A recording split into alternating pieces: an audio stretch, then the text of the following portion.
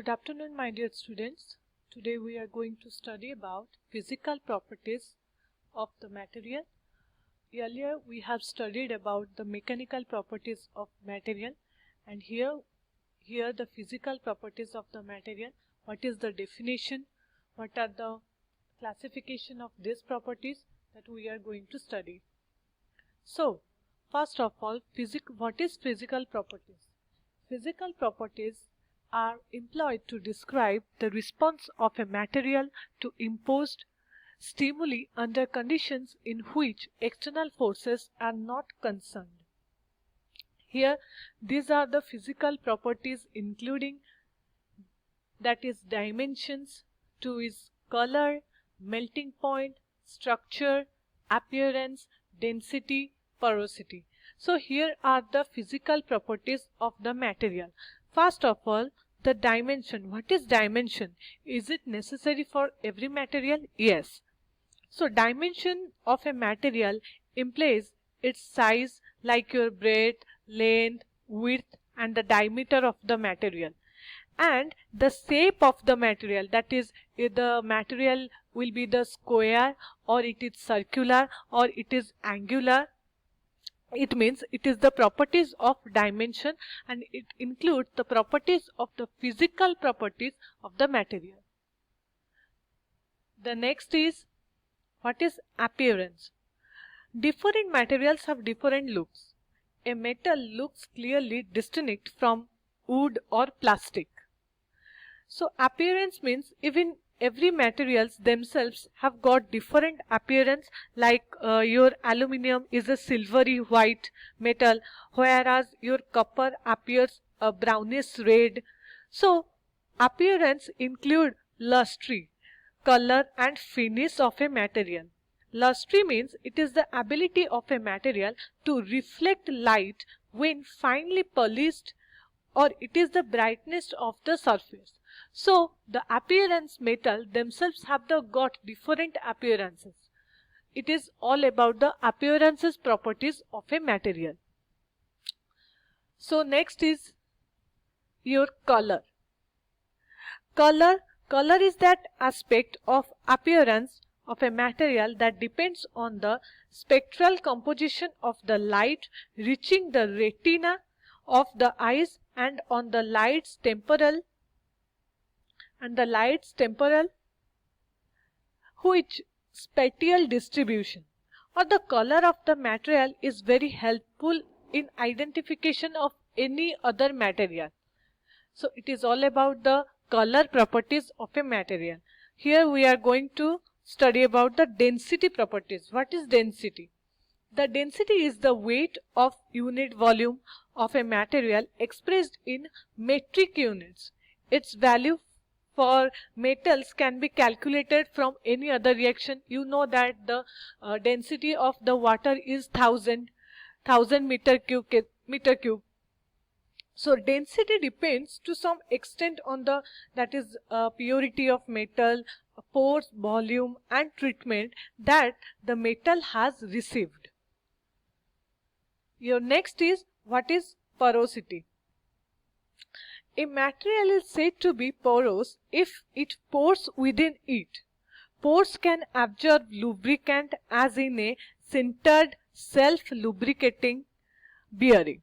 It is all about the porosity properties of a material. Who has the porous within it, or pores can absorb lubricant as in sintered. Next is your, what is structure? So structure is the geometric relationship of material components, or structure implies, you can say that structure implies the arrangement of the internal components of the matter, like your electron structures, crystal structure of the material, microstructure of the material. This is all about the structural properties of the material. Next is your melting point. What is your melting point? So melting point, suppose one metal can be differentiated from the other metal on the basis of its melting point. So melting point of a metal is that of temperature at which the solid metals changes into the molten state, or on one metal can be distinguished from the other on the basis of its melting point.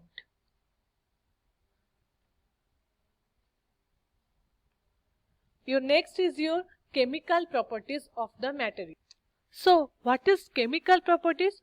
Most of the engineering materials, when they come in contact with other substances, with each they can react, or they can react a reaction that tends to suffer from chemical deterioration.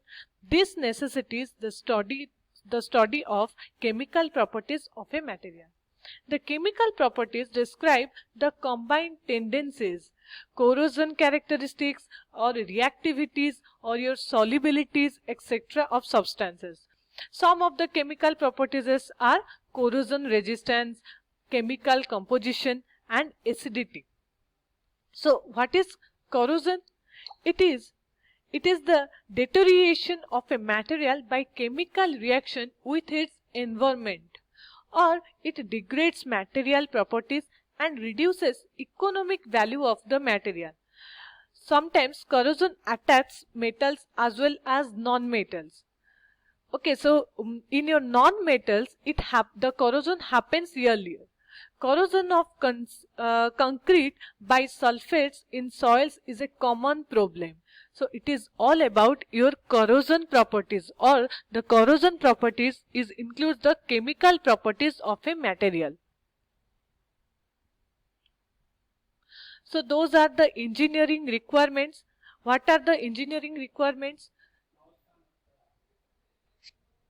Here are the engineering requirements of material, that is fabrication requirements, service requirements, economic requirements.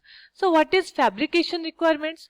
The material should be able to get shaped and joined easily. That is called the fabrication requirements.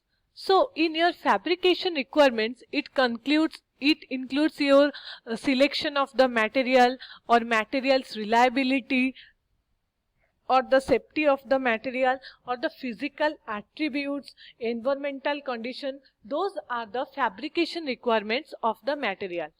So here is the service requirement. What is the service requirement?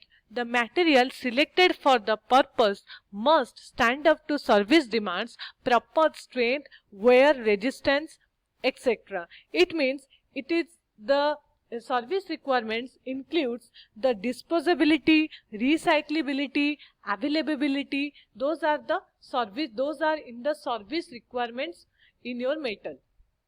And the last one is your economic requirement. The engineering part should be made with minimum overall cost. Perhaps more often than any other constraint is the controlling factor is a given material applications problem. For in every application there is a cost beyond which one cannot go, that prescribe the limit that can be paid for a material to meet the application requirements. So the economic requirements is many more important to produce a material, or to choose a material. Next one is your performance requirement. In this requirement, the material of which a part is composed must be capable of embodying or performing a part's function without failure. Means suppose you are taking a metal, the metal has to be performed fully without their failure. For example, a component part to be used in a furnace must be of that material which can withstand high temperatures. This is high temperature, or you can say that in low temperature also the metal has to perform well. While it is not always possible to assign quantitative values to these functional requirements, they must be related as precisely as possible to specified values of most closely applicable mechanical properties, physical properties, electrical properties, or thermal properties, or many more properties are there, like optical properties, your magnetic properties. Those are the properties of the material. Here is the material reliability. So reliability is the degree of a probability that a product and the material of